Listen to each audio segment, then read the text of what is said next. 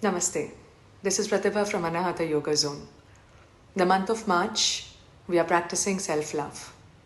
Let us understand what is self-love, why is it important, and how yoga as a tool will help us to practice the self-love so that we can grow in all spheres and all aspects possible. What is self-love? As a name, as a word suggests, self-love is loving ourselves, loving oneself. Most often we are so critical of ourselves, we are so negative about our own image, physical body, and the way we are, the personality, which of course is influenced by a lot of factors externally, our environment, the people we grew up with, our family, our friends, what they had to say about us as we were growing up. All of this leaves a long-lasting impact and impression on us, and somewhere as we grow up, unfortunately, we start doubting ourselves and we start criticizing ourselves a lot.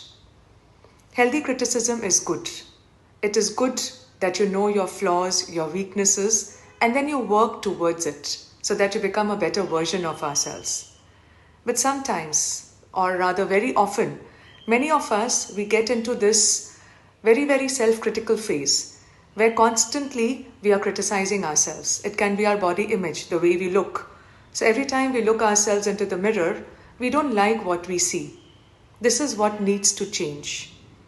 I'm not saying here that if you're not physically very fit and healthy, you should accept it because it was said that you should love yourself the way you are. But then when you know that you're not healthy and fit, you definitely need to work towards being more healthy and fit. But this has to come from a space of lot of positivity, from a space of lot of love and kindness. Not from a space where you're always like, oh, I'm not good enough, I can't do this, I can't do that, because it is not going to help us take that step forward. So self-love is all about accepting yourself, knowing yourself and connecting to yourself beautifully, and then with a lot of love and kindness, trying to change or become a better version of yourself from wherever you are. It's like we all know that we love our children. But then if we know that our children are not behaving in a certain correct manner, if they're not doing the right thing, we do scold them, isn't it? We don't tell them, oh, we need to love our children, so we are not going to scold them. We know that we are scolding them because in the long run, it's going to shape them beautifully and help them to really become better versions of themselves and to grow better. Similar relationship with your own self. You definitely need to keep improving, need to keep nurturing yourself, but it has to come from a space of lot of love and kindness and not from hatred, criticism and negativity. How can we practice this self-love using yoga as a tool? Specifically on the mat when you do your asanas, what is one example that I can give you where you can practice self-love? The next time when you practice your asana and you find yourself not able to do a particular position or movement, immediately tap into the state of your mind. How are you feeling? How are you reacting to that inability to do a certain thing? Are you frustrated? Are you anxious? Have you come to a point where you're very angry with yourself? Or you're taking a step back and telling yourself, okay, I can see that I cannot do this now, but I know confidently that I have the capability that with consistent, sincere practice and with the right technique and tools, the right instructions, I will be able to get there sometime. Or immediately, when we are not able to do a certain movement and we see others doing it, we snap at ourselves and we think, oh God, I will never be able to do this. I'm not good enough. And trust me, many a times we don't realize, but we do take a step back by telling ourselves this, that I am not good enough. And this happens instinctively without our knowing it also. So be a little more mindful on the mat when you practice. Don't only look at your physical body and how it is moving, but also what is the state of your mind? What is your emotional health when you're doing a particular asana? This when you start practicing mindfully. And every time if you're unable to do a certain thing and you tell yourself in a positive way that, okay, I'm not there yet, but I know I will get there. I'm confident enough, I'm positive enough that I will get there. This approach, what you're taking in your asana practice on the mat, you use this approach for everything outside the mat also, to shape up and to hone your personality also. So if you're not able to do something, or if somebody else drives you to believe that you're not capable enough, you're not going to do this, or you're not good enough, just bring back that self-love to yourself. Tell yourself, yes, I am capable.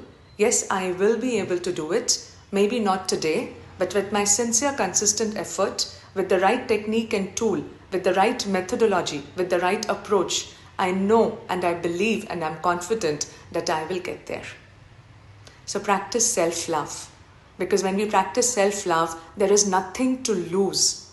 You not only develop a very healthy and strong relationship with your own self, but that is going to start moving forward to the people around you also. You will have a better relationships. You will behave and you will treat others with a lot of love and respect, with the same love and respect that you're treating yourself.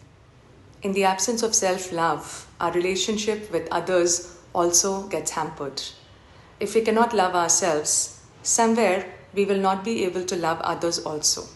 So the more you nurture this feeling, that emotion of self-love, not only is it very healing for your own body, not only it helps you in your own growth, it will nurture growth in all spheres of your life, it will also nurture good relationship with others. When there is a lot of love within you for your own self, that love radiates out to others and you will find yourself attracting a lot of love, kindness, respect from others also. Till you do not respect and love yourself, don't expect others to love and respect you also. So this month of March, through the practice of yoga, let us nurture this expression of self-love. What are the other ways wherein you can constantly work on this expression of self-love? By repeating yourself very positively, telling yourself day in and day out that I am very good. I am good and I know, and this is my truth and this is my reality. No matter what others let me believe, I know deep inside that I am good. And I know that I have the power and the strength within me to keep growing and to keep moving forward. So keep repeating this with a lot of belief and a lot of sincerity.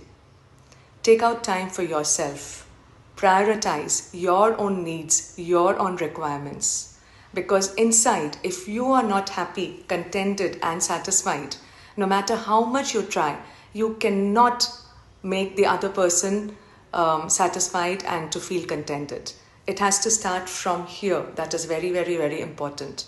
So prioritize yourself. Take out time for yourself and do things which genuinely make you happy.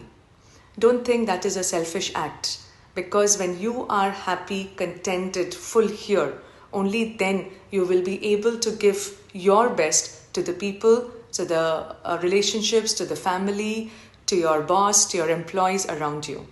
So start here. So in your asana practice in the month of March, in various ways, we are going to make this expression of self-love more and more strong, so that you start believing in yourself, you start nurturing yourself, and your growth happens in all spheres. Thank you so much. Come and do join us and stay with us. Thank you.